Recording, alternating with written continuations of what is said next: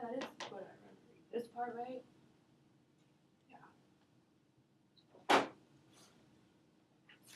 Okay. Tell me what not making adequate progress is. Not making gains in not making gains compared to their like peers. Okay.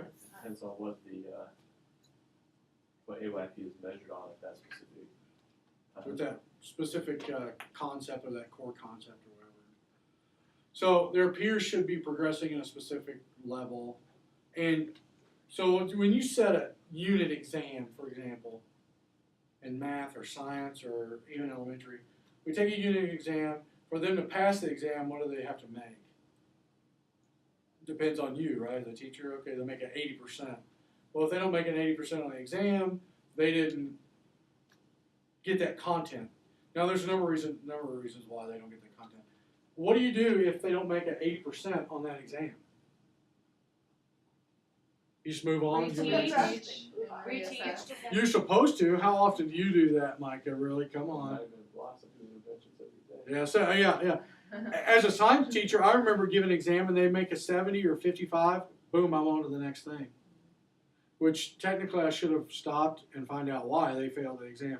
Most of the times because they didn't study, they didn't do this, they didn't do this, and so you would find out. But with the intervention, we'd go back and reteach with the intervention. So adequate progress. We got one that says they're not making progress what their peers are doing. What else? Not making progress according to the standard, or are they making that standard? And for some, not making progress compared to themselves. Good. They should. You know that their level and their ability. Can they be making better progress? Not only in academics, but behavior also. Okay. All right. Intensity varies across the group size, frequency. They move from tier 1, of course, to tier 2. But frequency and duration of an intervention, the level of training for the professional instruction or intervention. These interventions are provided in small group settings in addition to the general curriculum settings. So not only they're getting instruction to their Gen Ed class, but they're also getting small group settings. Could be in the general ed classroom. And this happens all the time. You have reading groups, especially in elementary, right? You may have them in middle school too, but in elementary they have reading groups, and I just saw one the other day with a student teacher. These kids from the next door come over to this class and do reading groups because this teacher does reading and the other one does math, so they flip-flop students that are having issues, right? Oh my word, that was a mess with us last year. Like our principal decided like halfway through, like I did daily 5 with my kids, my co-teacher didn't, and I'm like trying to, implement that, which it takes a long time. Yeah, absolutely. She comes in and tells us, oh, we have so many kids all over the board, and we're gonna mix them in and separate them. So I had kids that knew daily 5, and then I was getting her kids that didn't know daily 5, and she said to me like, your kids, your room is a distraction. I'm like, what do you expect? Yeah. I have kids that like know what I expect with daily 5, Absolutely. and those who don't, and Well, you have to be very deliberate with what groups you have. These groups I saw were good with the student teachers. I mean, they knew that this is how we're going to set up. These kids are paired with each other, or they're like in threes, and we have a high, middle, and low functioning kid. And they have to be very deliberate in that sense. So within the general ed classroom, you can have small group instruction. With outside the general ed classroom, you can have the same thing. So in the early grades, kindergarten through 3rd, interventions are usually in the areas of reading and math. Time may be required for this tier, but should generally not exceed a grading period. So kindergarten through 3rd grade, and tier 2, not past a grading period. So how long is a grading period? Is that what's that? 9 weeks. Quarter? It's 9 Then weeks. we do progress reports after. Okay. So students who continue to show too little progress at the level of intervention are then considered for movement up to tier 3. Okay. All right, so we're going to go to tier 3 now. tier 3.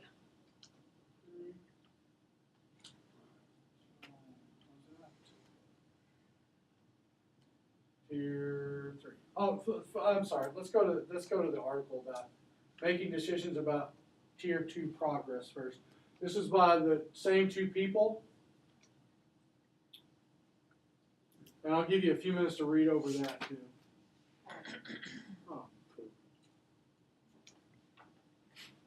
Oh, went to the tier 3. Don't go ahead. Don't work ahead. I got room for tier 2 first. All right, that's right.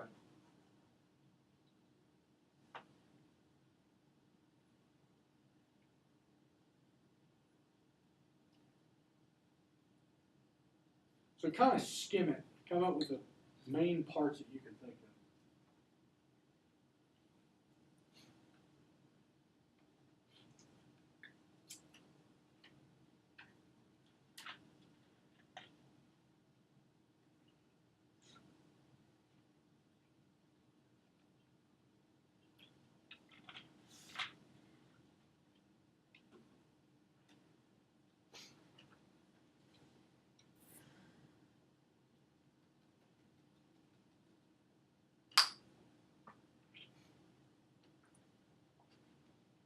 Wow, yeah, this is a long one. Yes, it. I'll be right back.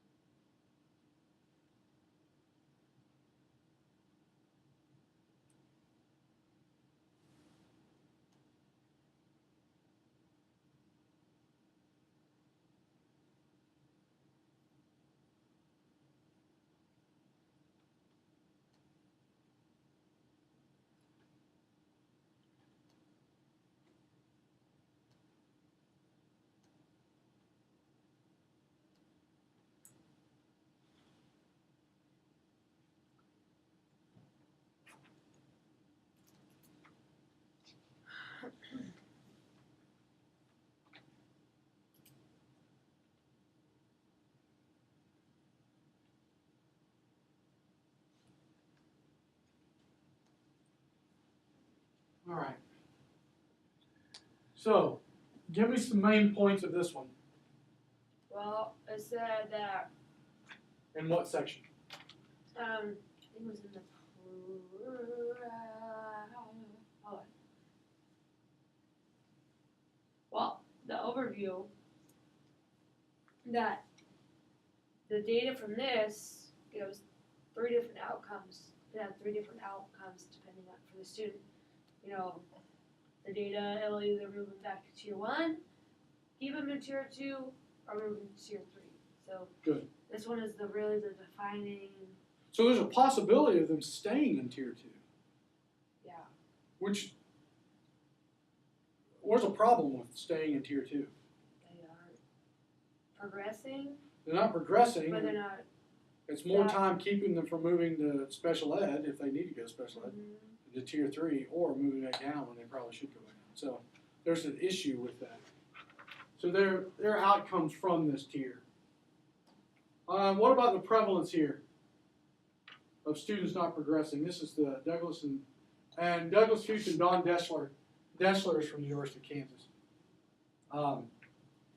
In 2007, they estimate that about tier 2 interventions are moved into tier 3 should fall between 2% and 7% of the general population.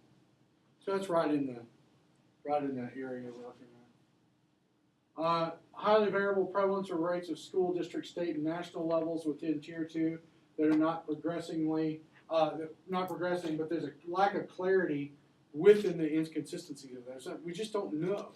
Should they move, stay, or go back? There's not a ton of research on that, but there's a lot of research on the research-based interventions. There's not in terms of moving between. Right. That's- Between back and forth, they're still working on that research. Anything else? You guys identify anything else that stood out? Look at this. You guys like this thing? Those are the methods of, those are the kind of the methods of intervention, recognition of it. So they don't have anything that really backs up, we should move this person here after this. Yeah, exactly. They're saying if they are not responding to research-based interventions, they move up to 3. How many times does that need to take place before they move to tier 3? How many interventions do you implement? I believe there's somewhere that says that, but it's unclear. And then who's collecting the data? And Exactly. what's objective are the results? Exactly right. So there's still not, this is not the perfect way to do it, but it's the only way we're doing it right now. But, okay, let's back up a little bit again. Tell me what you think about the discrepancy model now. I mean, we're looking at RTI. What do you think now about the discrepancy model?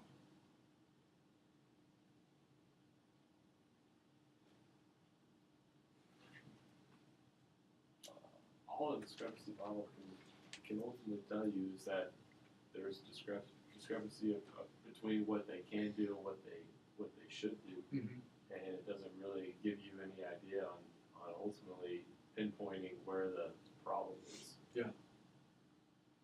On one hand, it helps us say, okay, there is a discrepancy. Okay, there could be a problem here.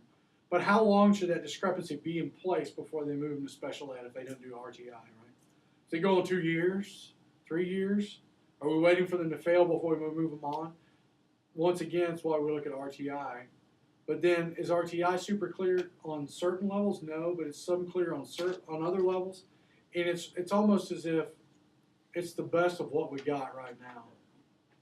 And it's asking them to achieve at a level that changes all the time too, based on what the thing in education is at the time. Absolutely. And how much material they're asked to cover and to what depth they're supposed to know it. Yeah. So that's hard too. I mean, how long have you been in education? I mean, Yeah, it's changed a ton since I've been in education. yeah. See, I started in And even just teaching in in the last 10 '95. years. Yeah. So I started teaching. I got my first teaching job in '95. So, of course, No Child Left Behind was nowhere near there. IDEA was out, of course, but I didn't hear about IDEA when I first started teaching. I didn't hear it in undergrad, hardly at all. You just said neither did I. No, I said really. Oh, I was going to hit you in the arm because I'm thinking I taught you that class. I said really. Yeah, I knew special ed. I knew I was going to have special ed kids, but I never heard of our IDEA or, of course, they didn't have RTI back then either. But You know, Yeah. The EA, yeah, the ESEA, what is that? education. Education of All Handicapped Children Act. Yeah. Well, you know,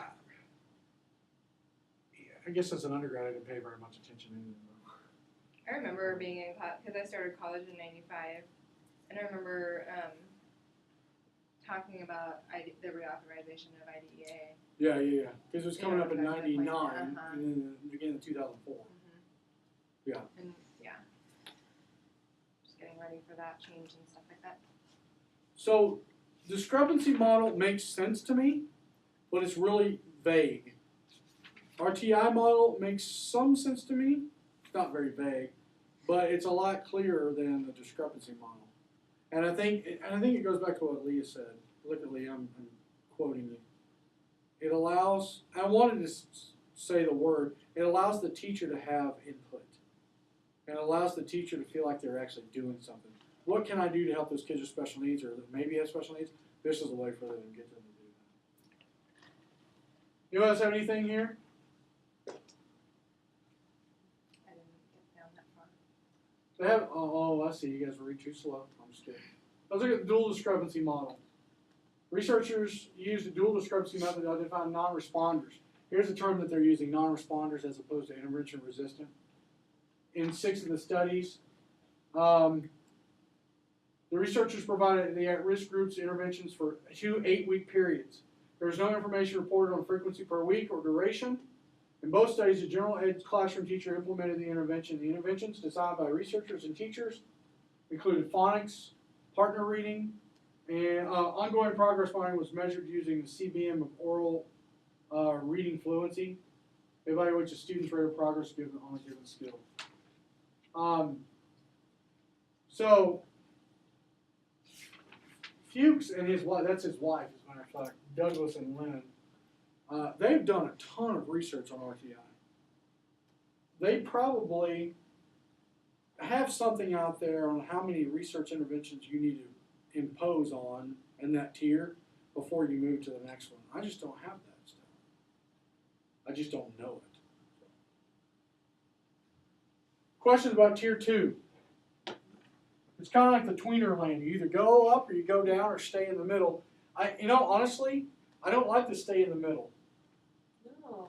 I do not like it. Why do you think staying in the middle is a bad thing? Why do you think Because I they think get so like it's like when we in life when you just do the same thing, you're just kind of going through the motions.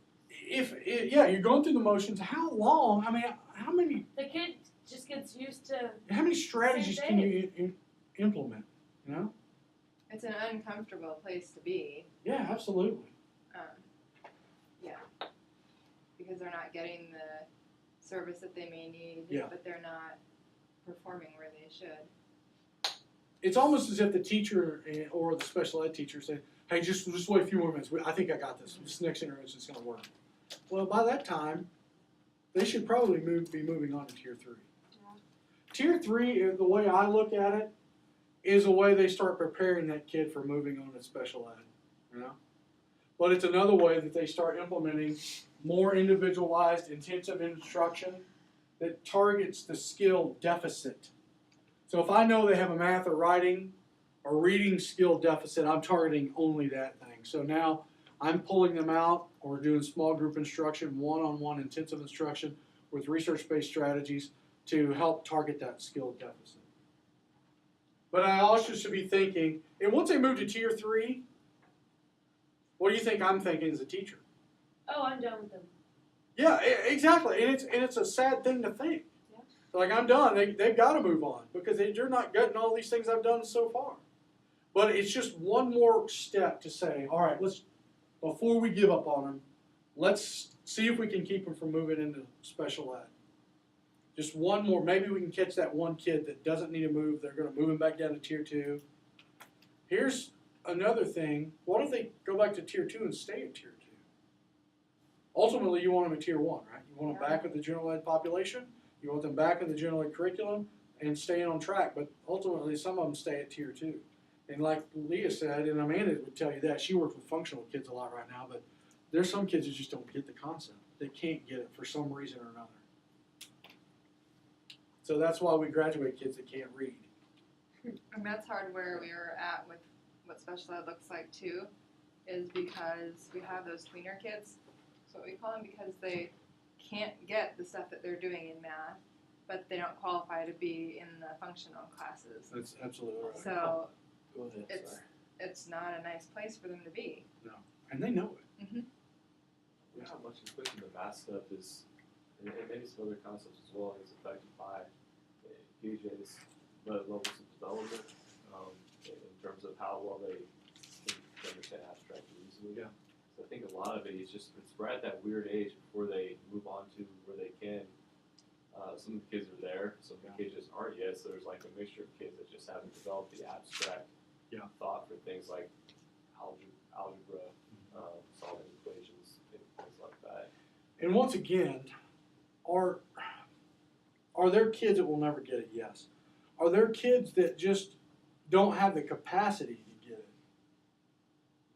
What about kids that just don't have the interest to get it? Right? Or if they are in a situation where they're in a math classroom and the math teacher is like, why don't you get this? This is easy stuff, you know? Or they made to feel bad. Or for some reason their parents said, I hated math too, and they just, it's all a vicious cycle, you know? It's interesting you brought Piaget in the whole thing because there's a whole, was it the level of proximal development? Is that the name of it? See, zones of Zones of proximal development. I mean, at specific levels, they're learning specific things, and they start early on learning math. And if they have a good positive outlook early on, could it help influence their math skill later on? Yeah, possibly. But that we all know, and as I know, I struggle with math. So, as even an adult, I struggle with math. Would I ever be able to do anything like calculus or physics on a higher level? Probably not. And why? Do I have the capability? Maybe. Do I have the interest? No. But do I have the innate cognitive capability? I don't know that. Because we all have specific learning needs, right? That's why we differentiate. So if I have a kid that's kinesthetic and not logical mathematical, by the way, these are the the intelligence, multiple intelligences, right? How do I play on the idea with kinesthetic and make them bounce a ball to rhythm and let's add using a basketball? There's a number of different things. But we know there are all different needs and learning types of kids that may never get that concept that you're getting. So are they making adequate progress in the curriculum? Did I make adequate progress? Apparently I did because I passed high school. Right? So when do we move from saying, okay, you get a C in algebra and D in reading, but I passed, to making them feel terrible about themselves, Well, then those same people that get the C in algebra and the D in reading, they're repairing your cars. And they're making a whole lot more money than I'm making. And that's a whole different special education. When do we help develop their self-esteem and self-efficacy? How do we get them to that point of just because they can't do something, that they are smart at something else, right? Everybody's smart at something. Even the most cognitively disabled kid's smart at something. And we have to remember that too. I got a little soapbox right there, sorry about that. So. But yes, there are kids that can't do certain things. That's where you get them moving into tier 3 and then on into special education. Okay, so that's tier 3. Tier 3, I don't want to spend much time on it. It's like a holding pen until they can move on or move down. Considering tier 3 within RTI. Let's look at this. And this one is not, it is kind of long too. Yeah. This was all I'm going to do this time. Micah, I want you to do that one. Establishing a process to guide decision making in tier 3. Got that? Leah, go to step 1. This would be called jigsawing. Yes, it is. Whatever you want to call it, we're doing it. Kristen, do step 2. Holy cow. Step 3, Rachel. What do I get? Oh, I lost it. All right, what I want you to do, Top part? you do the top part. Okay. You just tell me the main points of each of your part.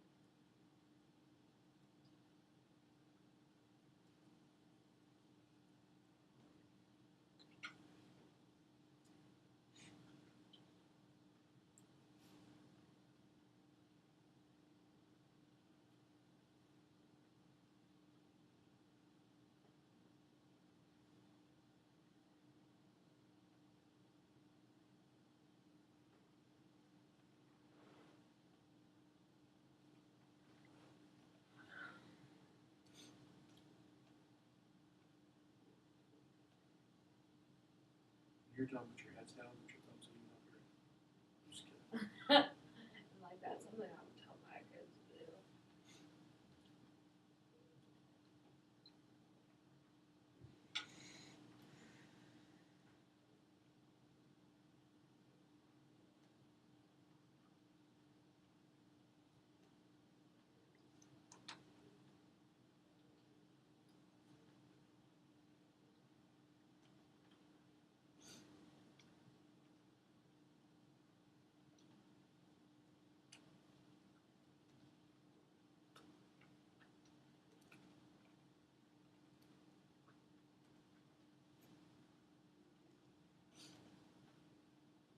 You guys need a couple more minutes, or you guys ready? Good? All right, Jess, you start us off. Well, what I read basically kind of reviewed what tier 1 is, tier 2 is, tier 3 is. What I read, hold on, let me find it.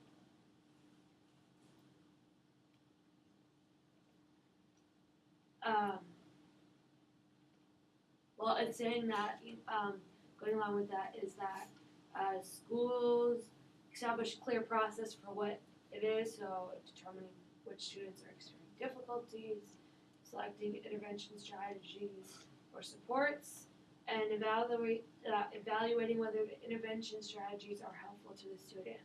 And then going down, one thing it said about tier 3 was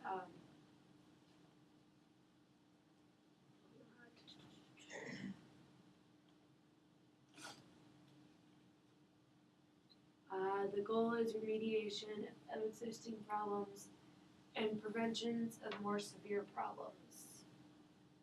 Well, that's interesting. So it's trying to prevent something else happening that could be associated with a disability they may have, or disability they don't have that they're going to keep from compounding the issue. Or the development of secondary concerns as a result of persistent problems. Okay. So I thought I had read something about. You didn't even read it, did you? Yes, I did. Something about how just turn. Maybe it was the second one. Tier 2. I can't find it. It says something about like how to determine like the time length as far as like how. Like how long they should be in tier 3? Or maybe not in tier 3, but like, each. And I think that one said no more than 8 weeks, but like some of the research is saying 4 to 6 weeks. But I can't imagine going 8 weeks. Anyway, all right, Micah. Okay, the tier 3 level, the biggest thing is that it's not focusing on a specific smaller group of students, more individualized needs are looked at, and ultimately kind of the process between each tier ultimately remains the same. It's good differentiation. Who's having a problem? Ultimately, what are some of the things we can do to either fix or reduce the difficulties that this problem causes? And 3, what's the data saying about what we're doing with this problem? Is it getting better? Do we tweak it a certain way? But ultimately, that's the process that you go through at each tier. And in tier 3, you're narrowing it down for a very small group of students at the individual level. Where tier 2 would be more of like small group level, and then tier 1 is the large group level. There's just good differentiation. Sure. How do you determine if a kid's getting what you're teaching? Hopefully you're tracking. Yeah, you're tracking, but what are you using to track? Quizzes, Assessment. We're going to assess them, right? Whether it be formative or summative. Typically, at this level, it's going to be formative, right? Because you can't fail a kid right now. You can't fail them because they're doing poorly in your class. But you can sure assess them formatively. You're not going to use a summative assessment, but you're going to use formative assessment a lot.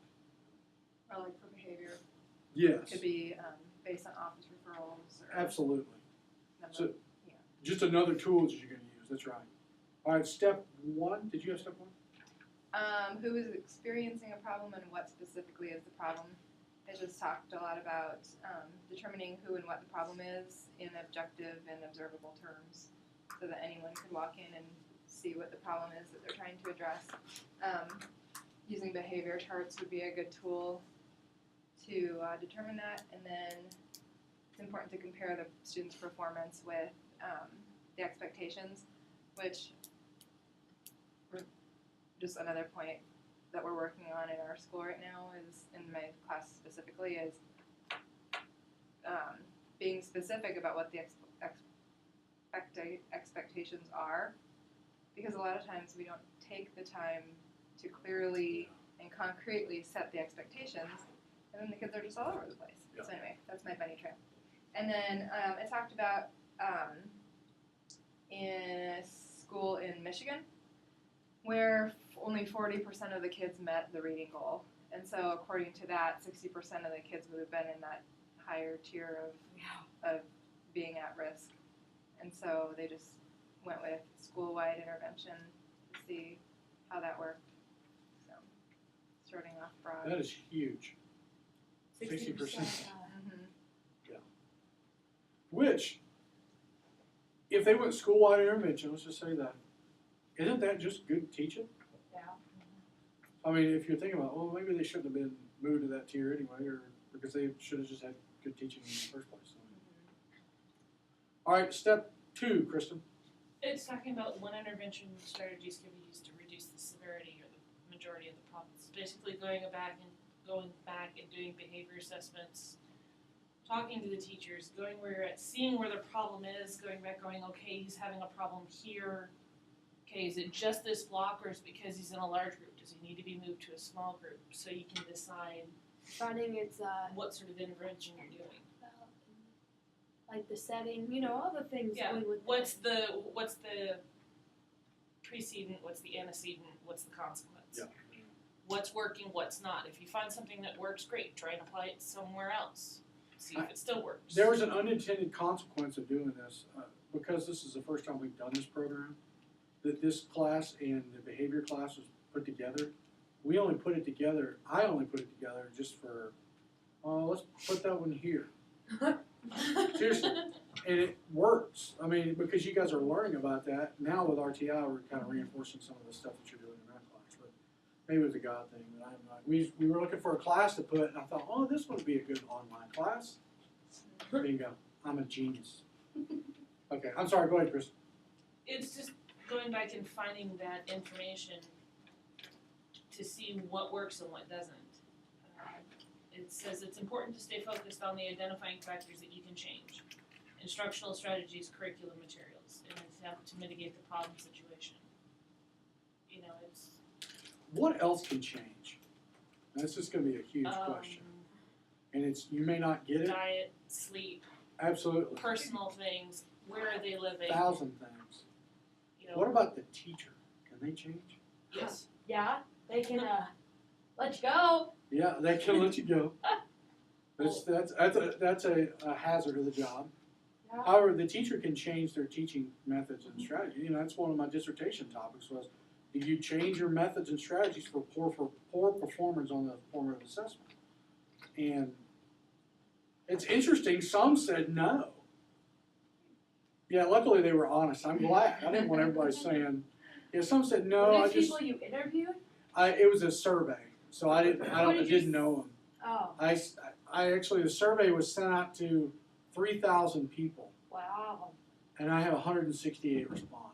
Who did, like, you That's just, you sad. sent it out? The University of Kansas helped me, because they're the ones that developed that tool, and the teachers, you could have subscribed to that tool for the University of Kansas, set up an account for free. And whoever was subscribed to it got an email. I couldn't do it because I didn't want to know who they were, or school district or anything. But the interesting thing, I got emails from the HR people and head people at Blue Valley, Wichita, and Olathe saying, cease and desist. What? Do not email our teachers without going through the proper channels of, because in Olathe, Blue Valley, and Wichita, and Kansas City, Kansas, you have to go through their HR department, their head shed, to do research. You have to go through the application process and everything. And I see an email back, I'm so sorry, I had no idea it was coming to you. You know, I had no idea who the teachers were, so. Are they Yeah. afraid that it'll go on record as if Yeah. it's negative? That could be. You know, Olathe, I want to do research on Olathe, so I have to submit an IRB, which is the Internal Review Board. I have to give it to them just to make sure I'm not harming anybody. I got to let them know my objectives and the methodology, all that stuff. Most school districts want that, so. Yeah. Anyway, you guys will have to do it also when you do your inquiry, data collection, and research class. Because you're going to do a research project, and you're going to have to submit an IRB to us. I mean, I'm on that committee, by the way. What? Yeah, there's like a form you'll fill out of what you're going to do, research, and What exactly is that? it's really called action research, but we call it different in this SPED program. So like, what does that entail? You pick a specific strategy and use it on a student or students in your class and collect data. So then you come up with a research-based strategy you like, use it and see if it works. Like, what's an example? Or behavior. Or like, let's say a reward system for behavior. Like I'm gonna give Johnny, he's in my 8th grade class, I'm gonna give him 10 minutes extra time on the computer to work on writing or PowerPoint or whatever every day in class if he spends 80% of his time working and not goofing off. I did that with a kid. I gave him 5 minutes at the end of the class to play with a guinea pig if he Yeah. participated that day, and it was awesome. It works, and you're like, oh, this is good stuff, and you collect data on that. And then the guinea pig died. Yeah. He probably Because he killed killed it. it. Yeah. No. Oh. You killed the guinea pig. Okay, step 3. Basically, did the student's problem get resolved as a result of the intervention? So basically, this is data analysis and your hypothesis and here's what we're going to do next. And basically, it determines whether or not the intervention was valid. So were they implementing it consistently? Was it implemented correctly? And now, because of all of this information, here's what we're going to do. Absolutely. Basically, what you're doing is collecting data, and you're doing that right now on functional behavioral assessment. Yeah. You're doing that. You're going to do a little write-up. You're essentially doing action research. The action research is going to be a little longer, and you're essentially doing a thesis. You're essentially doing a dissertation. That's all it was. I just collected data. I had 5 chapters. I collected data. You know, I had 2 Sounds chapters. so, it sounds so stressful. It can be, but I want you to feel. I'm not teaching your required class, so I'm teaching your last practicum. I've got your last practicum. And I'm also teaching another one. I got one more class that I'm teaching and I can't remember what it is. Assessment. I'm doing the assessment class. What's that entail? Learning how to assess students in special ed. Okay. Pretty simple. Very simple. And I'm doing that because that's what my dissertation was on assessment, so that's the reason I'm doing that. So, essentially, you are then collecting data, just like this is saying you're collecting data for this tier 3. You're also doing tier 1 and tier 2, but you're collecting data on the students, see if they're intervention resistant or non. How do they put it? Are they getting the content? If they're not getting it, eventually, beating the dead horse, you're going to move them into special ed or refer them to special ed. So where do you find research-based strategies? Like what we talked about earlier. I've given you a website. Yeah. This is a beautiful thing. What Works Clearinghouse is a beautiful thing. And that link is on Moodle, and you have that available to you all the time as long as it's open.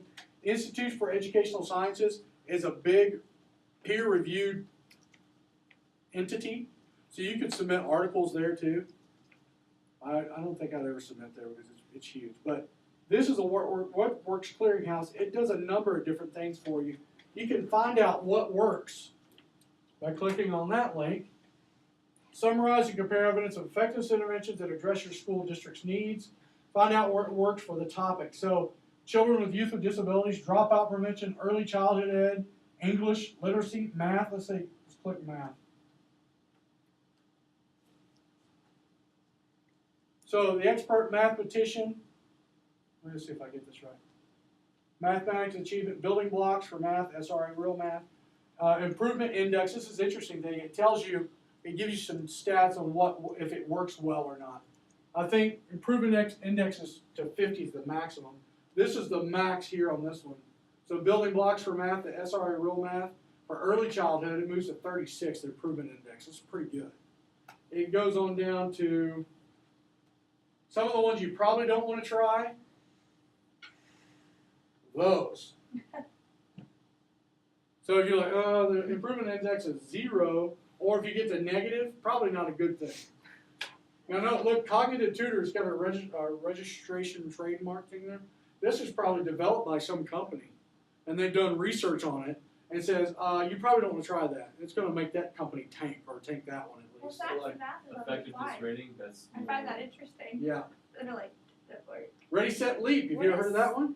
No, what's Saxon Math? It's, It's Saxon a Math, math program. it's just another math program. Have you Yeah. seen that one Uh-huh. before? Uh-huh. Mine's 15. There's 2 of them. There's one up. A lot of, well, I shouldn't say a lot, but I know it's common, or it's used in homeschooling. For some people use it Maybe in that's what homeschooling. I've heard. Now, if they're using that at homeschool, maybe could the data be skewed? Could be. Wait, go back up to the top real fast. Oh, well, oh. Right here. You said top, so I won't. Okay, slowly move it down. Keep going. There's the other one. Middle school Sacks and Math Oh, is middle positive, but high school Sacks and Math is right out. Keep going. Oh, let me see. What's this number? What's this right? Extent of evidence. Oh, okay. Direct instruction is used all the time. Hey, this is what Envision is what Envision, a lot of schools are using that right now. Olathe uses that. Yeah. Which honestly, I don't see how it's like kind of see It's that. got a 6. I'm so Micah, like do you hands-on know- math that like I don't see how Micah, have you kids. heard of 10? What is it called? It's 10 Mark. It's a math, computer math program. We use a few. I use Khan Academy, it's free. Let's do literacy now. Yeah, let's do This it one- literacy. Let's see what they have for Just literacy. that That'd be license for no interesting. read. Whatever, I've never used that one. But it's good. Oh, All right. Kids are doing 10 Oh. marks where it's a normal. The EIR. Have you ever heard of Never heard EIR? Early intervention reading. It's kind of like the map testing where it goes up and down. I haven't heard of any of those so far. Move it on down. It's a paid program. Ladders to literacy aerobics. That's nice. It's effective. Yeah. Reading recovery.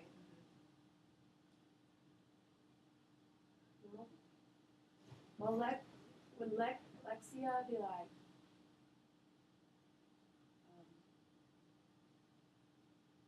This was beginning readers. Now I'm still this right here. This right here. What does that mean? Maybe they didn't have like evidence, like you know, Extent of evidence. I'm trying to figure out. not a lot of evidence. Is there not a lot of?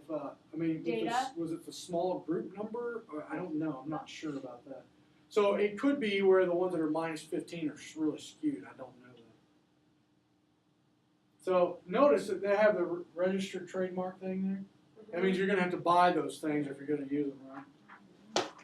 Or the other trademark. Keep going.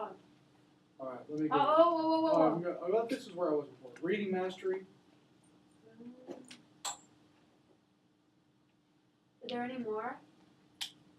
Oh, right here. There's early reading and writing. Oh, shared reading. That's something that. Phonological awareness, early childhood. Notice that phonological awareness is big. Well, even the shared reading. Yeah. I've seen a lot of studies like that. That really, especially those who are, you know, kindergarten to second, you know, they're struggling because they can't, like, they're trying to decode that. They spend so much effort on that, but when it's shared, they're actually working on their comprehension. And notice who does this stuff. I mean, I know these companies put them out, but who does the research? They hire someone. Usually, big universities. For example, let's say KU. They do a grant, or they write a grant, and the company, let's say Pearson, gives them a grant for $3 million. Hey, investigate spell read. And they'll go to KCK, and they'll implement this grant for $3 million, and they get $3 million to do Is it. that math program still out in KU? I don't know. I'm not sure. But basically, the federal government will also put some out, and then other companies will jump on these things. But money can be made in this stuff. So let's look at the behavior also. Student behavior. That'd be interesting.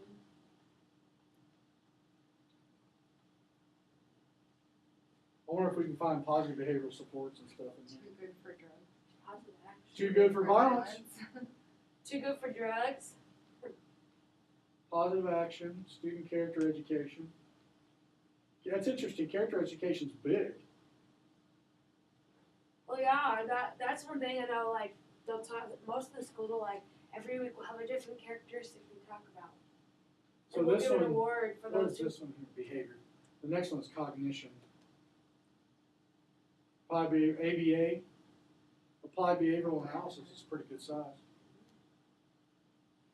Emotional and internal behavior. First step, early risers. External behavior. Yeah, it's incredible years. Is that incredible? Yeah. Coping power. Now, okay, it's a little disclaimer for all these things. Just because it has a 1 or 0 or minus 15, does it mean you can't use it? Because No. I work with them. No, it may not work for these studies. So we have to keep in mind they're still research-based strategies. And it may work for somebody. Who knows? Functional abilities. Have you ever heard of the Lovas model? This is one that's been out for quite a while. That's got a 4, it's not too bad. General academic achievement. All right, so what works in education is basically a clearinghouse. What works in clearinghouse is they have publication and reviews that people write articles. If you scroll down, it'll tell you articles about intervention reports, single study reviews, quick reviews. You can look at this anytime you want. You're like, man, I want to look for something. Yeah, absolutely. And you can play with that and mess around with it. So, okay. So that's research-based strategy stuff.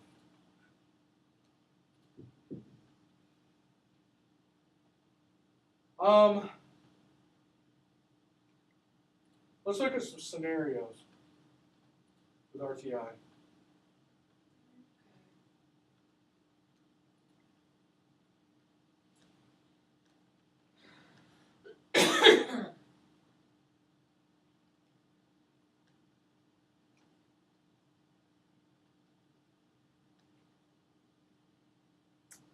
All right, go to scenarios, and then I want Micah and Leah to do Sophia, and then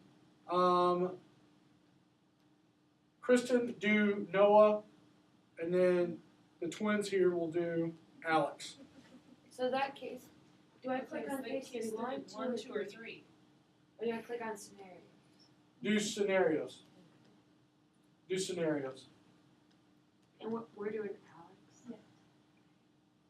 I want you to read through those things, and you're going to report back to me, or report back to the class. So I'm doing Sophia. Yes, you and Leah are doing Sophia.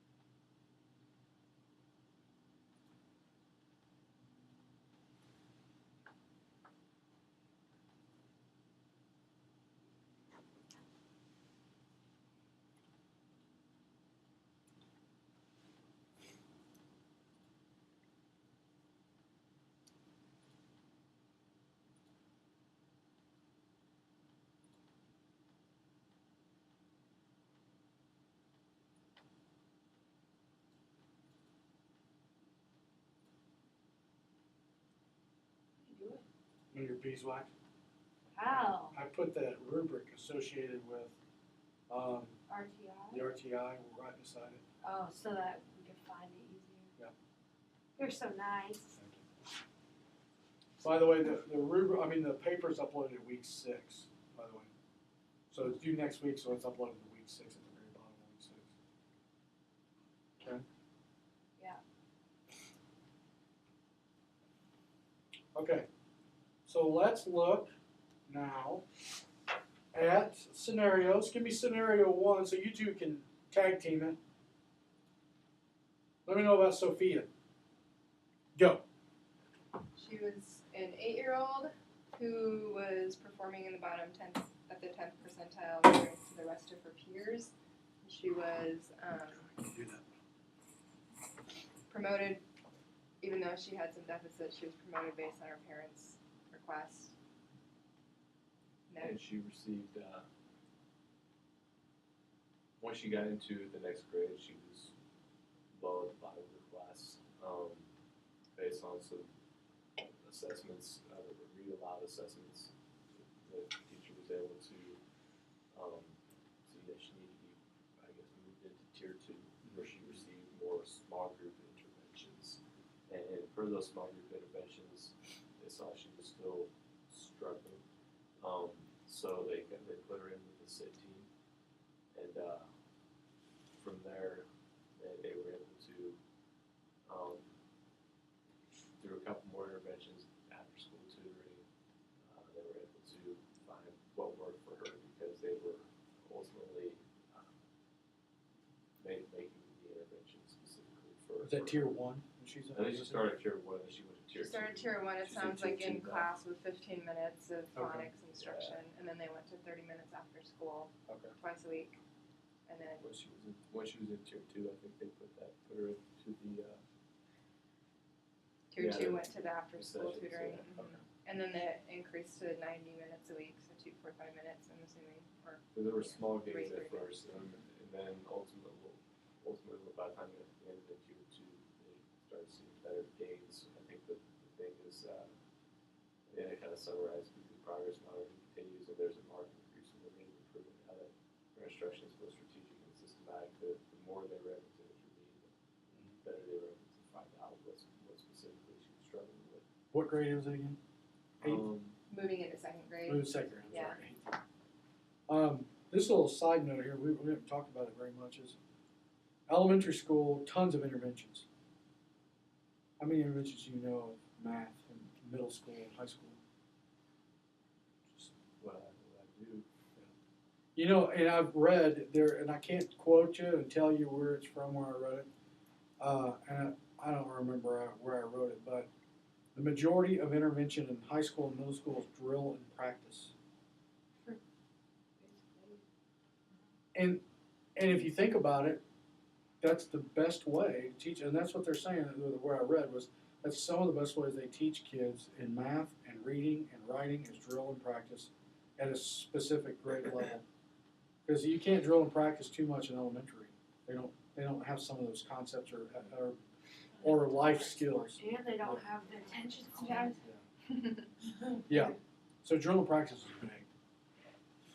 All right. With Noah. Noah is a 7th grader. He Mhm. has attended 4 different schools in the past 3 years. Wow. He makes B's and C's in other subjects, but he's currently failing math class. His teacher's worried that he will not do very well in the next spring state math exam. In tier 1, he was, his teacher, Mr. Maxwell, recommended him for after school tutoring. It's a voluntary program every day after school. He went once a week for 45 minutes and received help doing his homework assignments. The tutor who helped him noticed that he had problems setting up, or difficulty setting up and solving multi-step word problems and performing calculations when using multi-digit numbers. Sadly to say, with the basic intervention, his grades did not improve, so he was referred to tier 2. Tier 2, their SAT team, their student assistance team, decided that he needed more intensive intervention and arranged for him to work with an interventionist 20 minutes daily during his math class, along with 3 other students. The interventionist administered a diagnostic inventory of math concepts and applications, and found out that Noah had deficits going all the way back to the 3rd grade. He was able to use a software program called Assist for their Key Math 3 to create a remediation plan that pinpointed prerequisite problems he had and was able to get him up. The program was starting to shift him up to get him up to grade level. He utilized specific lessons from the Key Math 3 essential resources to target his deficits and then monitored Noah's progress biweekly using a Aimsweb math computation program and math concept and applications. After 12 weeks of intensive services, so he was at Tier 2 for 12 weeks, 12 weeks. of intensive services, Noah's classroom behaviors significantly improved. However, his math progress was still very much below grade level. So he was again referred to Tier 3. In Tier 3, he was referred for a comprehensive evaluation. The school psychologist decided to administer, I hope I don't mess up saying any of these, the KABC2, the KTEA2, and the PAL2 diagnostic assessment for math problems and select subtests from the NEPC2 to determine why he has not responded to either Tier 1 or Tier 2 interventions. And if he might be a student who has a specific disability in math, possibly dyscalculia or something. Man, it's like, could they have administered those at 6 weeks into Tier 2 as opposed to waiting 12 weeks? Or could they have administered those tests as he got to Tier 2? Yeah. So that they could pinpoint a better program Absolutely. to help with remediation, so he doesn't lose 3 months of potential progress he could make in school. And now he's got to go through Tier 3, so he's got to start it all over again. So he's got even longer to make it up. Now, I'm saying you guys are all then becoming advocates for your students. That's the one of the ultimate goals for you as a special ed teacher. Not only provide them support and instruction and strategies, but you become an advocate for the students. So when you recognize that the student needs something, they have a need, hopefully you guys are advocating for them and getting that need met for them. So, 12 weeks, you go as an adaptive special ed teacher, you go, well, 12 weeks is a long time. That's Maybe we should a little try under half the 5. school year. Yeah, it is. It's crazy. 4 weeks, 6 weeks, maybe, So they just lost a whole half a year, almost a year. before he's referred to for the test to Yeah. see if he specifically has a disability in dealing with math. I think the other thing that doesn't help is he's been to 4 different schools in Yeah. 3 years. That is huge. There's no consistency, and if he is there for a short amount of time, he may And not may have the gaps ability in to learning retain it. Yeah. because they're not going to be on the same. Absolutely. No school And let's teaches say the they same even way. develop an IEP for him, and then he moves. The IEP's gone. The IEP may never even follow him. So the other school then will have to do another evaluation. Start all over He's again. going to be so far. Now, we don't know. There's a number of different reasons they're transient kids. We understand that. But, yeah, there's whole issues there with that. They're trying, though. They're trying They're to do trying. this, but I think they're taking, in my opinion, they're taking too long. They Taking a shouldn't have long had him in Tier 2 for 12 weeks. Yeah. If they're realizing that he's still way below grade level. Yeah. Great that his behaviors got better, that's awesome. But you need to figure out what's going on so you can get him back up to grade level. All right, last person. What's the name of your kiddo? Name of our kiddo is Alex. Alex, thank you. Sometime today before I lose weight here. Yeah. Maybe that'll be a good thing. Oh, that hurts. You're going to make me have a heart attack. I'm so sorry. All right, Alex. Okay, Alex, he is a 4-year-old. He had started off in speech therapy. He received 30 minutes a week. He's 4? Yes. 4 years old. Numerous articulation errors. Received 30 minutes of speech therapy per week for 6 months. Let me stop there for real quick. We're going to listen to this scenario. However, is it appropriate for you guys, a 4-year-old? I don't know. No, Unless- because what would your license be? Oh, no. K-12 K-12, or, yeah. or, Well, you okay, know. well, that's when he was evaluated. Oh, that's what, well, Yes. okay, He go was, ahead. he was dismissed prior to beginning school. But then, Oh, okay. then I thought the when whole scenario was his that. kindergarten teacher became concerned with his behavior. Okay, all right, never mind, go ahead, Okay. I'm back. So she was saying he was more active than his others, Okay. frequently aggressive with peers and adults, refused to participate, became upset. Mid-year, he was not meeting instructional objectives, and his parents also became concerned with the behavior at home. So that was kind of the beginning. So tier 1, his teacher met with the psychologist to see how she could help with his behavior, to help benefit instructional and social opportunities. She implemented classroom management strategies. After 3 weeks, his behavior, inappropriate behavior, increased, that he was unable to participate in most classroom activities. Which when I thought of that, with what we read during our other class, like it said that it's usually the inappropriate behavior increases before it decreases. That's what went through my head when I read that part. And the other part was he was being included in using universal screening Ames Web behavior, Okay. and he scored in the bottom 10% of kindergartners. Okay. So that's T1. So at tier 2, after they found out all the information, she referred Alex to the pupil intervention team, and they developed a behavior intervention plan that identified targeted behaviors and set specific measurable You say goals. people intervention team? It's a pupil. Pupil, the Pupil. pit, Pupil intervention. the That's SAT, probably what they and call the their SIT. SIT. The pit. There's a Pit, SAT? SAT, and SIT. What is SAT? The pit developed Student a bit. assessment team, student intervention team, and now pupil intervention, okay. Yeah. Yeah. So they developed a behavior intervention plan with specific behaviors and measurable goals, and they progressed it. They monitored it weekly. And mid-year, he was still in the bottom 10%, and they determined that more evaluation was needed. So they moved on to tier 3, where the psychologist began his assessment with the BASD-2 by using his teacher and parent rating forms to identify specific behavioral strengths and weaknesses. This The teacher updated his language assessment.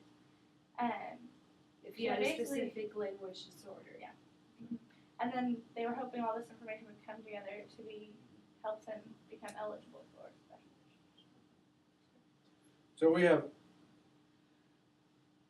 we have commonalities among each of these scenarios. Then we have some definite differences, of course. Definitely age range difference. We have 2 elementary and one middle school kid. Once again, all of these have some brain issue. The brain is a terrible thing to waste. You guys remember that commercial?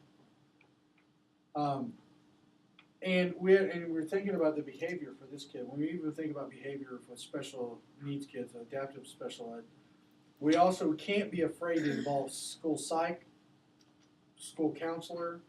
We've got to get them involved. Because remember, we're training to be academic support and services as opposed to mental health support and services.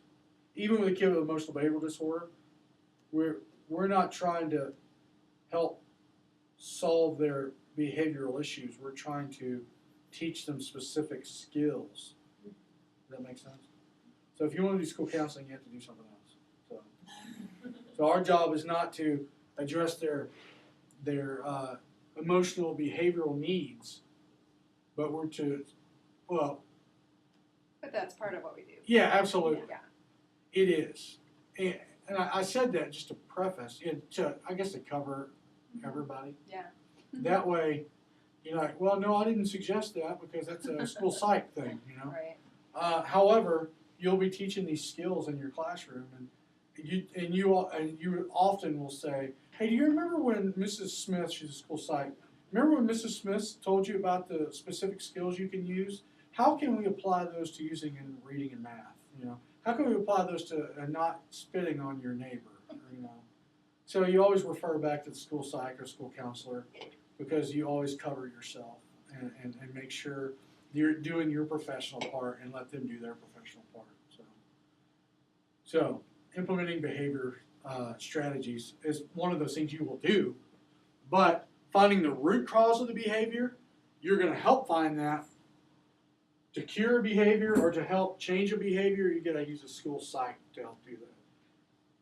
Can we truly cure behaviors? No, you can teach them appropriate how Yeah. to how to Somehow to do bury something it more- deep down more inside appropriate until than it their rears its ugly head again. Yeah, exactly. Just keep burying it. They don't bring it out. Well, it depends on if the behavior is a habit or just a behavior. Yeah. Yeah. Just replace it with behaviors. And, okay, Yeah. I'm going to throw this one out to you too. All right, this is for no extra charge. If Kristen's in the back of the class and she's got to stand the entire time, and she doesn't bother a soul, did we talk about this already? No. Is it bad for her to stand in the back of the class and she's not bothering anybody? no. Absolutely, let her stand on her head as long as she's not bothering It becomes anybody. a distraction. That's right. Unless she's a distraction, it's different. So our behaviors, we have to pick and choose behavior battles. As you know, with special ed, you got to pick and choose behavior battles. So you guys will learn it when you get your own special ed resource room. What It's a behaviors you're going life to skill. I choose? have to pick and choose bad behaviors with my husband. Yeah, absolutely. That's so true. Yeah. Like, how many times does your husband leave the drawers open to his dresser? Actually, I'm the one who does that. Oh. He walks into the kitchen and it's like, Leah's been in here. Yeah. Everything's open and out. Does he shut shower curtain? He Yeah. does shut the door. Well, my wife had to train me to do all those things. It Yeah, is that's true how for you- all of us. Yeah. Stuck. It is true for all of us. That we all have behaviors we need to change, and you're learning how to do some of those. Well, actually, the shower curtain replaces the hide right there. Oh. Micah, come on. Giving creeps. You leave it open?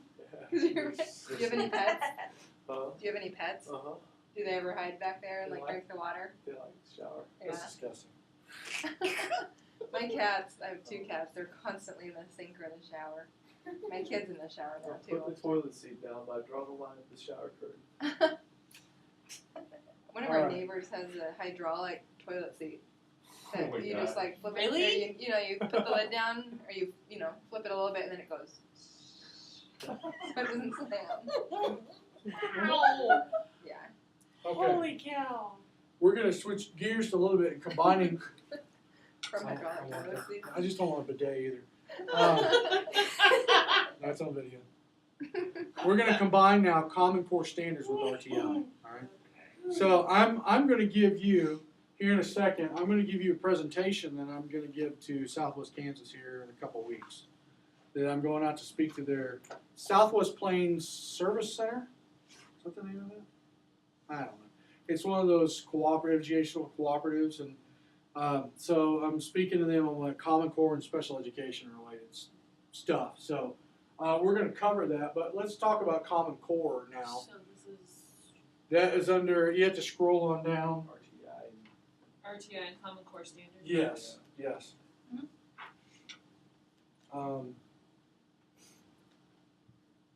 How does the RTI framework intersect with Common Core State Standards Initiative? And once again, it's referring to the idea of discrepancy. Right here. What they ought to be able to know and do in order and do. Does that make sense? Ought to be able to know and do. That's a discrepancy model, but they're using that in the Common Core. And this is in relation to college and career readiness. So what are they training kids from elementary school all the way to high school and college and career readiness? Are they starting at elementary school? Yes, they're starting there. Okay. This is talking about RTI is how states go about providing additional support. And that's basically what we've been talking about for the last 2 hours, right? Teachers need to know the Common Core standards so they can teach what they know about the Common Core, number one. Number two, what the Common Core is and what the kids need to do. So how many of you know the Common Core stuff by memory? No. Yeah. Like serious? Yeah, I mean, and how many of you have been to the Common Core State Standard website? Okay. So you go through, you look Common Core State Standard, you look and click your content area. And for what right now, what content areas are Common Core focusing on? Common Core reading, Language math, arts and math and science. Yeah, reading, language arts, and math and science is coming, right? So it's not specifically on there yet, I don't think. So, but reading, writing, and math, pretty much. So, our language arts and math. Standards of what they teach and what they need to know. Needs to say districts and schools personnel need to work together, of course. Let's see if I can get rid of. Poop again. All right.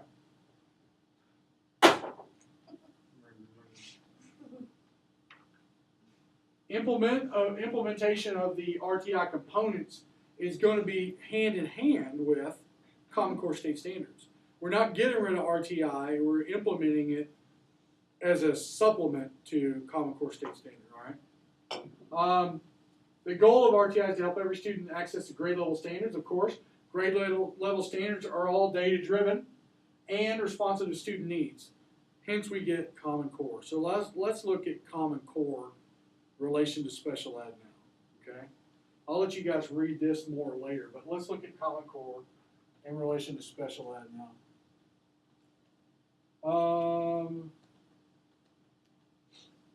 And you have access to this PowerPoint, and this is the same PowerPoint I'm using at this presentation. So you guys are my guinea pigs. So also, while I'm doing this, will you do me a favor? And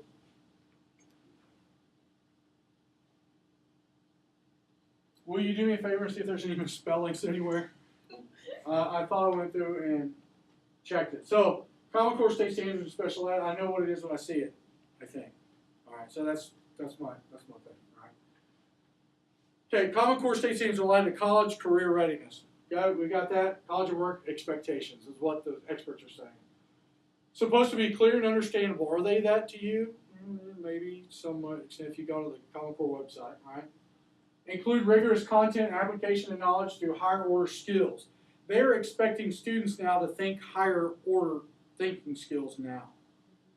What do they know or think about a content area? More reading involved, more writing involved, okay? Build upon their strengths and lessons of current state standards. They are formed by other top performing counties and global economy and society, and they're all evidence based. So they've gone through, and these are from the whoever's developed the Common Core State Standards, the initiative from all those states that are in it. They've come up with this evidence base of what should be included in the Common Core. Yes. Should we take note of things? Yes, please. Did you see the spelling already? No. Grammar? Well, just a hyphen. Okay, perfect. Good. Yes, please do. Yeah, Can you email, at the very end, could you email me? Rachel, could you tell Rachel email me? you don't get it. Okay. I think I know what you're talking about, countries and global. Top performing and evidence based.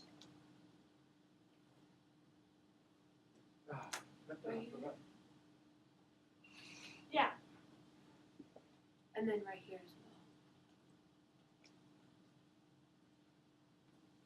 well. Right here, evidence based, needs to be a hyphen right there. And then And right there. well, and then there should be a space after that. And then shouldn't top performing be hyphenated? I don't know that. I'll have to look at the spelling and stuff. Probably. But yeah. I'm glad you said that. Considerations for SPED and Common Core. This is an interesting thing, and this is so true with special ed teachers and general ed teachers. No one is a specific kid we can describe all the time in special ed. Nobody has the same characteristics. If you have 1,000 kids, you have 1,000 different kids in special ed, okay? There's no one size fits all. So we can't say it's a heterogeneous group. It is all going to be individualized and differentiated in instruction. Now, and I've used this term 1,000 times, and I'm going to have it on video, but unfortunately it's the shotgun approach. I don't know if you've heard this term before or not, maybe I've used it before, but if I shoot a shotgun, if I shoot a shotgun with buckshot, when buckshot is changed, but if I use bird shot, let's say that, little pellets. If I shoot here, it hits you two, but not you three. But I turn the next day and shoot here, but it doesn't hit you. Turn the next day here. Okay, one day I'm using this strategy. The next day I'm using this strategy. The next day I'm using this strategy. That's a shotgun approach. Does that make sense? That's good teaching. So you can't hit every kid every day in the entire class. It just doesn't work. I got 30 different kids in class. However many kids you have in one class. 30 kids in elementary, 50 in music, or whatever you got. I can't hit every kid every day, so I gotta get to use different strategies all day long. Okay. We have to distinguish between accommodations and modifications. You've already done that. I'm going to be speaking to teachers that use those terms interchangeably. Okay. Support an environment and set expectations that teachers will understand and use evidence-based practices. Understand the idea of the IEP and how it aligns to Common Core state standards. And in assessments measure growth and progress, or progress and growth. Okay? Is that supposed to be bolded, just a question? That last one? I don't think so. Is it bolded? But then on mine for some reason. That's weird. Doesn't that look weird? No, Rachel. Does it look bolded on Oh, that? it's a different size. Oh, okay. That's why. All right. Well, yeah. See if that. Yeah. Okay. Okay. We want to talk about IDEA parts. I'm talking to teachers that have probably not heard about IDEA in a long time, and so we'll talk about the IDEA key principles. Now we're going to talk about the IEP in relation to Common Core state standards and the steps for success. Okay. Makes sense? You guys already know about IDEA. You know about different parts. Let's talk about step 1 for Common Core and the IEP. We have to consider the grade level content and the standards on which the grade and students enrolled right now. And they're enrolled based on their age. Remember, it goes back to the idea that we talked about, Leah. Do we write goals that are age and grade appropriate? Yes, we have to write grade and age appropriate goals. Even though they may not be cognitively able to reach the age and grade appropriate levels. Do they have to make progress towards them? Yes. Okay. So we have to consider their grade and age appropriateness. 2, we look at student classroom data to where we find out where the students function in relation to grade level standards. I mean, that's pretty simple. We do that already. Where is the student functioning in math, reading, and writing so far, and then eventually science? I'm assuming if the Common Core sticks around, we'll have all of the Common Core standards and all the different types of core subjects. 3, identify the present levels of academic achievement and functional performance. Does that sound familiar to you guys? Is this a requirement on the IEP? The PLEP, remember that? Present levels of educational performance? Yeah. So on an IEP, that's what you have to do by law. You have to have one of those. But looking at an IEP in relation to that, we're looking at where they're at data-wise and then where they're performing. Okay. Step 4, develop measurable annual goals aligned with grade level academic content standards. What are they should be able to do that it's going to be measurable? I can't develop goals that aren't measurable. And it has to have some specific time frame associated with it. But it also has to be appropriate for their grade level and age level. Okay? Assess and report the student's progress throughout the year. It's all in relation to the IEP. So we're setting goals, and then we're assessing those goals, and then reporting those goals. Okay? Step 6, identify specifically or specially designed instruction, including accommodations and or modifications, so we can assess their progress in the general education curriculum. I'm giving you the site source for that too, by the way. So if you ever want to look at that. So these are 6 steps in relating to the IEP and the Common Core state standards, how we're going to mold those things together, mesh those together. Okay? Notice that this specific specially designed instruction is all related to general ed Common Core. So all this Common Core stuff associated with your content area is going to be related to that, to the IEP and how it's going to be met in the IEP. So how IDEA relates to Common Core state standards. Now remember, when I go talk to them, I had those slides on IDEA, the key principles of IDEA, talked to them then about the IEP. Now I'm talking about how the IDEA relates to it. So according to IDEA, students must be challenged to excel within the general ed curriculum and be prepared for success in their post-school lives, including college or careers. This is where to answer your question again, Leah. This is how we've got to set those goals. They have to be challenged within the general ed curriculum. And age and grade appropriate. Okay? Instructional strategies based on universal design and learning. And we talked about universal design and learning in here already. And I'll probably have to go, and I'll talk about UDL later in this, I think. And I'll tell them that. Accommodations must not alter the standards or lower curricular expectations. And then once again, if it does, it becomes a modification. And then also, Common Core State Standards also talks about assistive technology integration. IDEA and Common Core say all students must be provided with opportunities to interact with technologies. So if I've got technology, I've got to use it. If I don't have technology, I've got to find somehow a way to get it. This is going to foster attitudes required for success in college and careers. Okay. So what do I do if I don't have a school out in western Kansas that has an iPad or a laptop or has a laptop running Windows XP, or what am I doing? How do I get these kids? And what are some technology or assistive technology I can use for kids in special ed?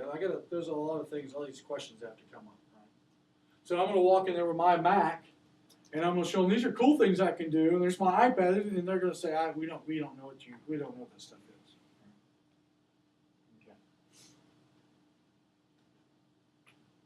Okay. How does IDE rate the Common Core State Standards? Oh, that one. In order for students with disabilities to meet high academic standards, that's including English language arts with writing, speaking, and listening, instruction must incorporate supports and accommodations, including related services, which we talk about with the IEP, meeting unique needs of these students, the IEP itself, and teachers who specialize in instruction and support and personnel.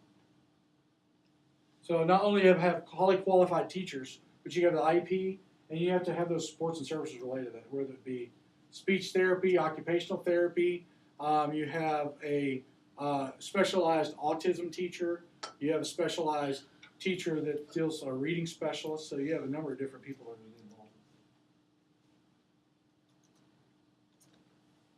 All right, now this is getting into the idea of severe disabilities. Now severe disability on what side of special ed? We have two sides, adaptive and functional, right? Severe disability in special ed and Common Core State Standards. Some students that are significantly cognitively not able to get the common curriculum, the Common Core curriculum, they will require substantial supports and modifications to the curriculum. These supports and accommodations, should ensure that students receive access to the curriculum via UDL. Okay? Retain the rigor and high expectations of Common Core State Standards. We cannot dumb down the Common Core for individuals that have cognitive disabilities. How do we get a kid then to, probably should go to the Common Core website now, right? Should pull up Common Core website, pull up math, 8th grade math, or reading, and pull up one of the standards. How do I get a kid that has Down syndrome, that has an IQ of 60, that has about 4 adaptive deficits? How do I get them to do this math standard? I didn't think to look when we were looking at it. Did this in a science thing. Anyway, you know how Kansas has extended standards for functional students? Yes. Does Common Core have that incorporated? Or is that Not that I've down seen. because it's Common Core? Not that I've seen. I think Okay. this is it. Mm-hmm. Granted, I could be wrong, but all the stuff I've been getting, and I've got a little packet on special ed and Common Core, I haven't seen anything like that. So it's got to retain high rigor and expectations. Participating with gen ed and curriculum. Of course, we talked about universal design, instructional accommodations, and assistive technology. That's just kind of a review for general ed. For students, all students with disabilities, and it could be with all students, period. But does that seem weird? Does that slide seem weird there? Should that be there? Maybe it's, well, I'll just keep on participation. So this is where I start talking more about universal design. It's in process, product, content, and assessment, multiple means of representation, perception, assessment. How will you determine outcomes if met if student cannot or has trouble with whatever? This is interesting. What outcomes are they going to come up with if they have trouble with reading, writing, or math? Those outcomes are going to be the Common Core State Standard. Right? Multiple means of expression. How will they tell you what they know? Physical action, communication, executive functioning products. That's how they can do that. Multiple means of engagement, interest, persistence, self-regulation. I think these need to go over, I think.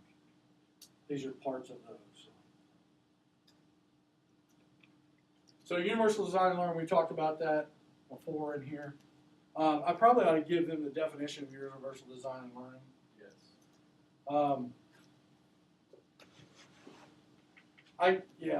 Probably ought to do that. Would you email me that? I Thank have a you. whole list. Thank you very much.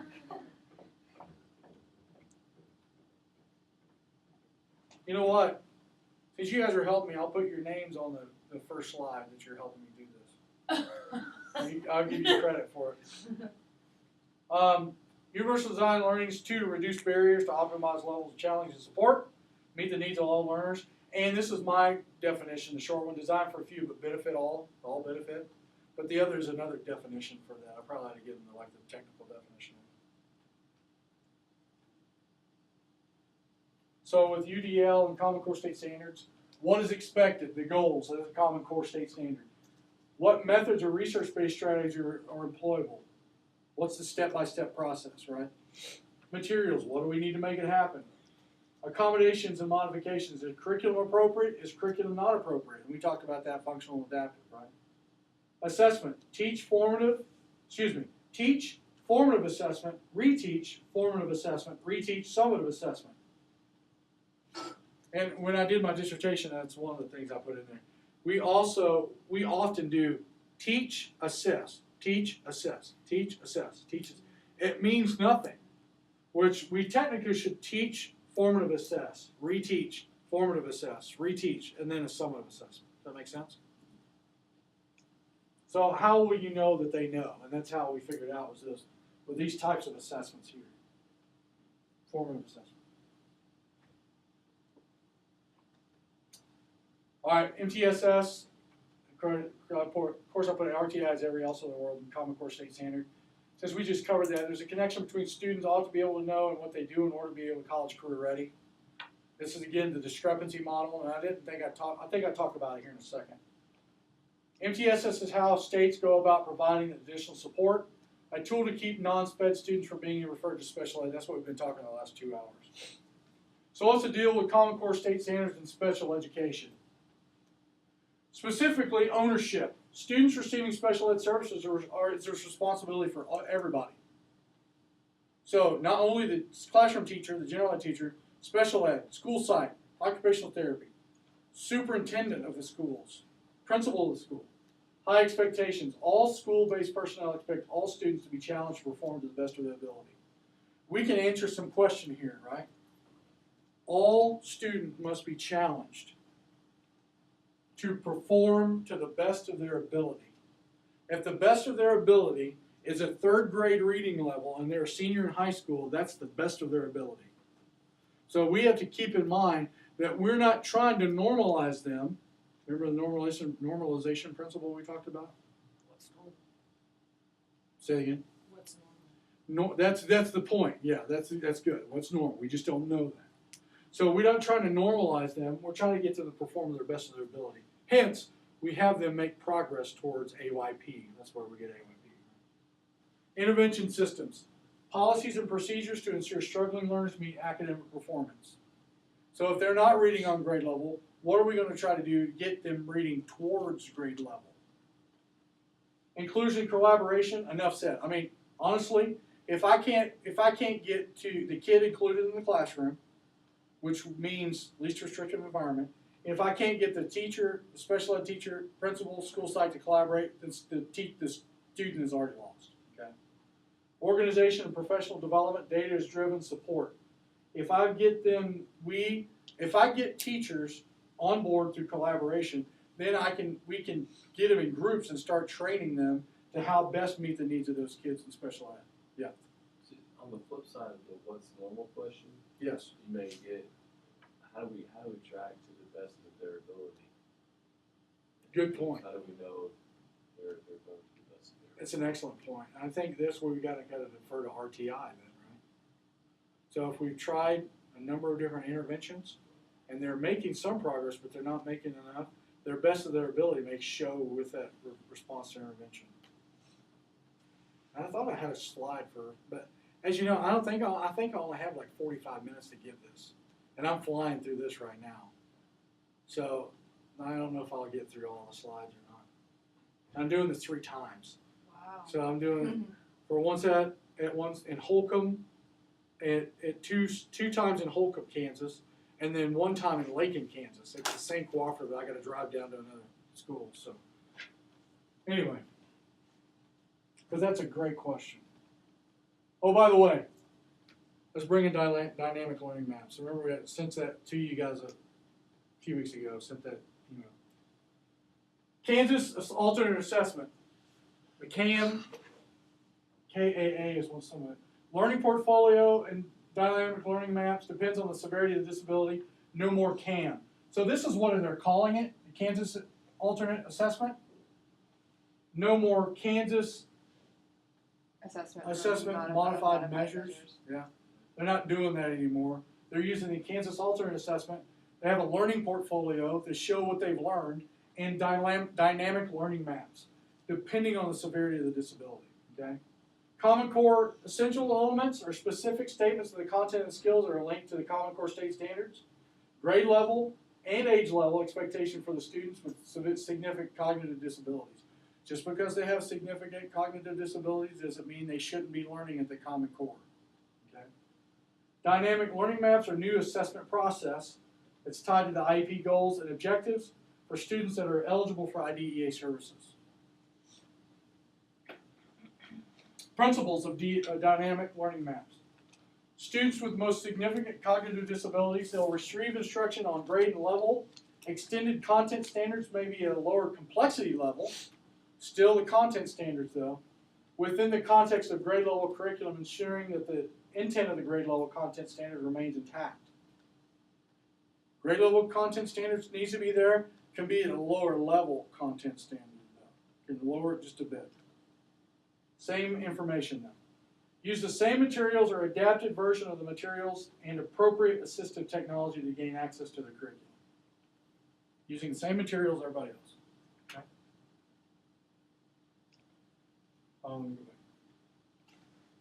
So I've given the State Department of Education website, and according to Kansas, there's instructional accountability here, the drive for general education content instruction, support instruction in a least restrictive environment, defining expectations of all students with or without disabilities, and create a structure for linking the IEP to grade level standards that are assessed. I think I had to cover up the order down.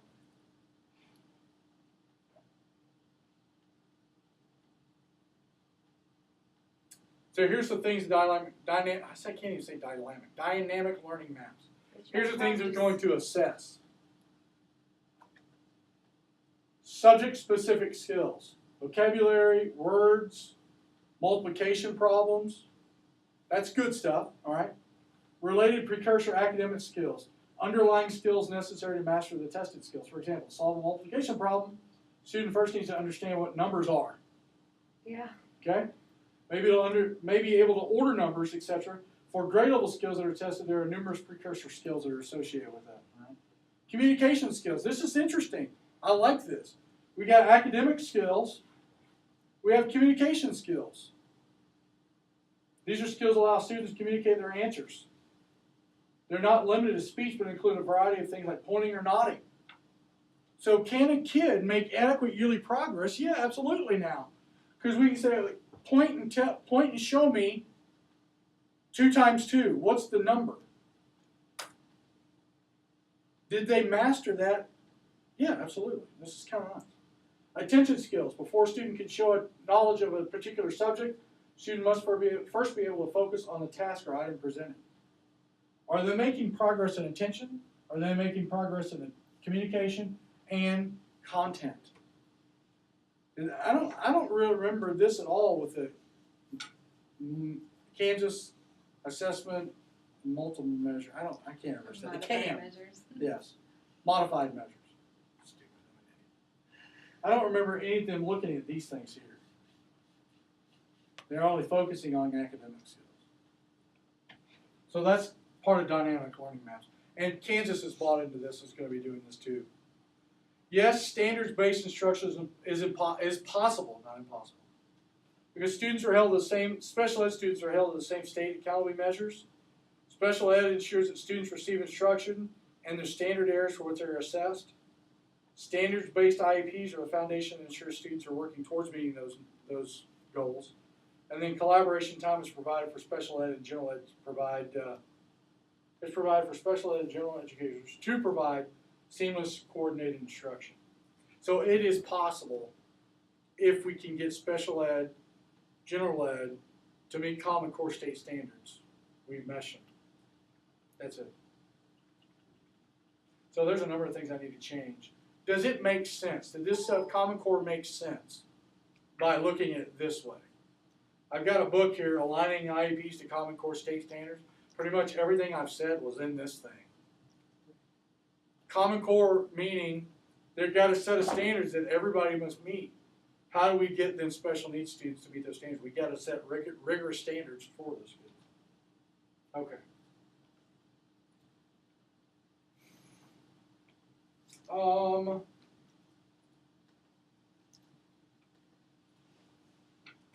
Where is it?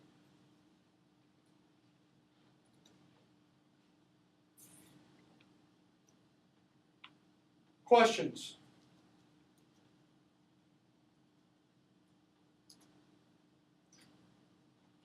I was going to cover those things, but I'm not.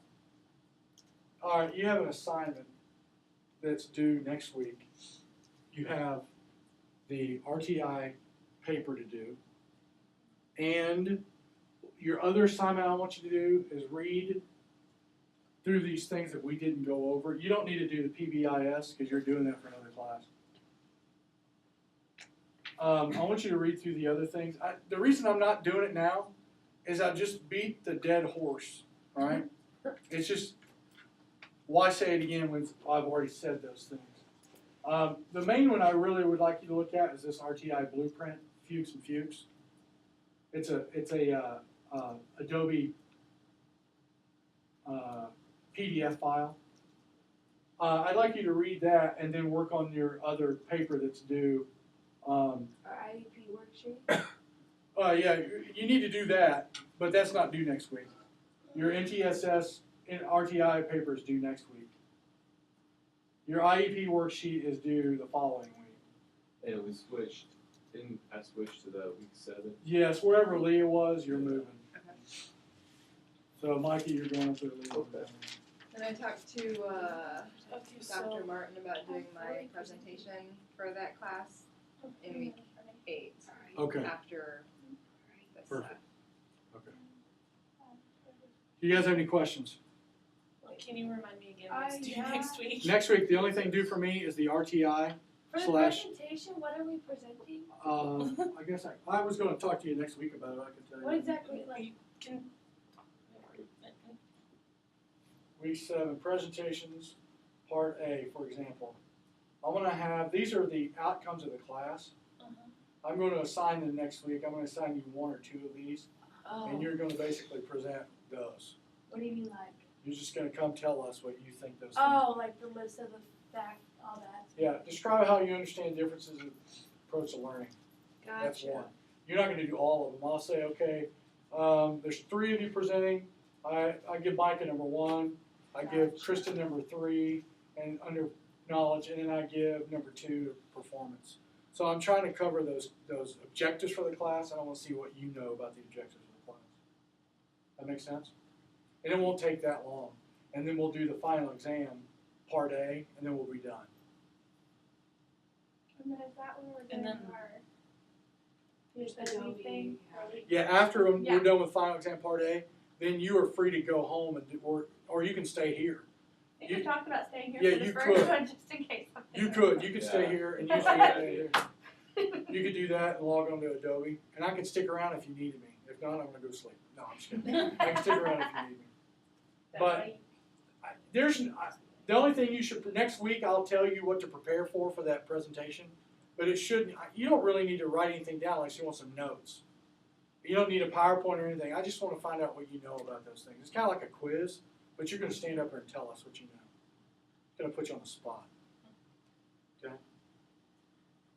Our The only- final exam, does that cover pretty much everything in the class? Yes, Okay. it's Like a a written, like. this one, this first part is a, part A is a multiple choice and, short answer. This next one is a written one. So the first one's similar to our quizzes, sort of. Yes, Okay. yeah. We just create our own study guide based on it. Yeah, you know, I'm tempted to show you these tests next week. I'm tempted. I mean, it's the stuff we've already covered, but the only reason I say that is because these tests were already developed. I didn't develop them. So I'd like for you to kind of look at them. So if I knew how they were developed, I've not looked at them, but I may just show them to you next week and let you look at the study guide for next week, and then have you work on them when you come to class. But you'll be gone week 7. You can do this. You can do it week 8, I suppose, and submit it then. I suppose. Yeah. I don't know. We'll need to work it out and figure out what you want to do with that. That make sense? Yeah. Because I might just let you use your books and stuff in class with it too. That way you can. I want you to get the best out of these exams, not the best grade, but the best information. So that way, if I do that, then you could do it in England if you wanted to. Or if you do end up showing us next week, I could start working on it. Yeah, absolutely, Or absolutely. So tonight, the rest of tonight, I'm going to lecture. No, I'm just kidding. I want you to guys either you can stay here, or I want you to start working on this paper, and start working on your IEP. Preferably start working on this paper first, but you're free to do it here, or you're free to go home and do it, however you want to do it. But And the IEP papers, the IEP assignment is due. that is due week 7, not next week, but the following week. Okay, so 2. And then you have a last paper due week 8 for philosophy of special ed, and then there's a rubric there too. You have to look at it. I don't have it there with it put together.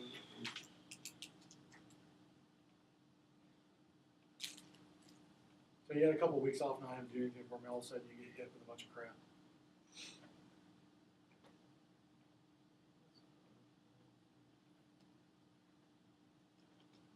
The IEP worksheet, tell us where to upload it. Yes. If you go down to Okay. assignments and grading, that's not what I want. It's under week 7. Yeah, I'm sorry. 7.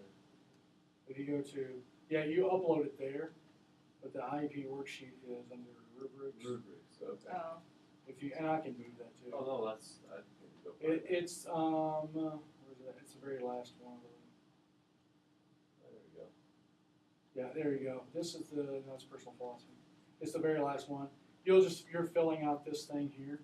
Using this check sheet, the next thing is a check sheet. Baseline, annual goals, short-term objective, progress line. That's the only thing you're filling out on the IEP. Those 4 things. Sweet. Just Remember, you're only doing part of it for me. You're not doing the entire IEP for Okay, me. just baseline annual goals. Yeah, you're just doing these 4 things right here. So you'll use this rubric. You'll go up to the IEP and start filling that stuff in with this rubric. Oh, the IEP's right above that. Yeah, the IEP's right about it. Oh, very cool. Okay. Whoa. Are all of our classes going to meet in here? Like Yes. Okay. Yes, I say that, but when we split up and some of you do K-12, some of you do secondary or elementary, one class may be downstairs and Okay. but most of the classes will be open. I was looking at my license. teaching the 2 different. Dr. Stubblefield's doing the methods secondary. Dr. Shirk is doing the elementary methods. Who's that? Who's the elementary one? Who is that? Where does Gretchen she? Shirk, she works in Olathe. Well, she's retired from Olathe now. Apparently, my licensure is in pre-K-12 special ed. Oh, Just looked that up again, and I'm like, oh yeah, I did do early childhood. interesting. Because they don't even do that anymore. Yeah, and then my I graduated in South Dakota, and that's how it transferred over. Oh, I see what you're saying.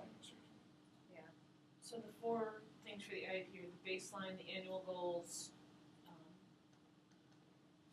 Progress or honoring, and if you look on the rubric, you'll find them all there. Did anybody else have any edits for the PowerPoint before I send it? That'd be wonderful if you could send them to me. Let's see, I'll be share with you.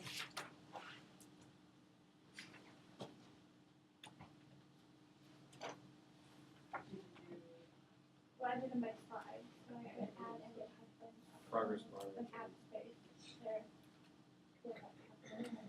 Oh, this On the worksheet itself.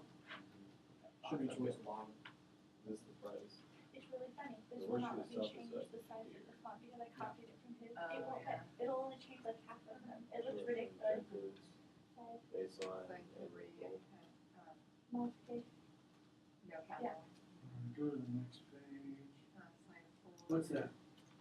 I didn't put one for some. Period after verse 2. And you can put that over, I'll just check period. Good question. Okay. Once again, I didn't develop this on. But specific periods. Okay, so I just write that at the bottom of That's it. right, that's So right, who, how, and then, that's right. You can even type it in right there. okay, I just, Terrible. You can start, you can type in there too. However you wanna do it, it doesn't really make a either difference. here or on the actual, Yeah, it may be easier to see it up here than it might be how it goes, yeah. okay. Good deal.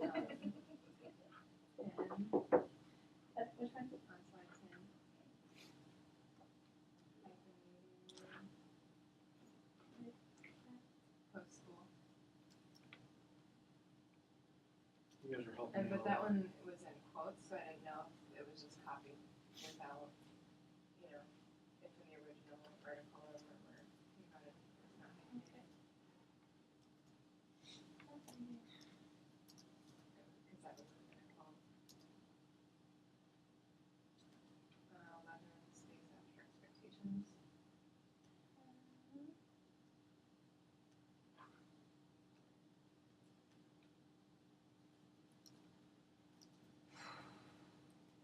Capitalize integration, because I think the rest of the words are capitalized. By the way, this is how you can get published too. Is you, I've actually already published good on for one. you. Mhm. Well, you start, if you work with somebody and and like you guys, I can put you on this and you can put that on a resume, cause you guys are helping me edit it, so. You can get published by working with somebody that's doing that, help them edit and collect data and stuff like that, so.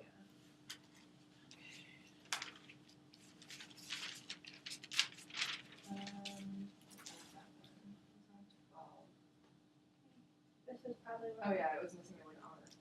It said people who highly qualified, I think it needs. Trying to come up with a pretty font so when I print off things, put out the trash can for my case study for coach, it's not wanting to go on my computer.